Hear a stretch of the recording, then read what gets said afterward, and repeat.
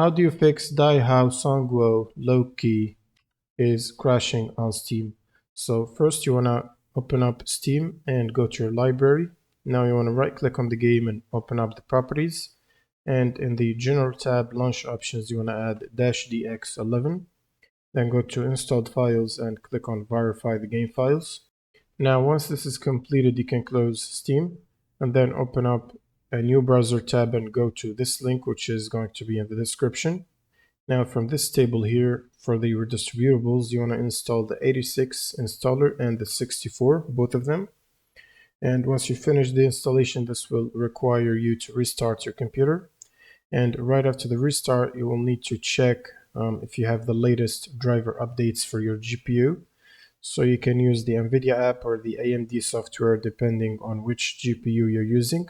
And you can download the updates from there. And now all you need to do is run Steam as admin. Right click on Steam and run as admin. And then just launch the game from your library. And this should fix the crash problem. Thanks for watching and subscribe.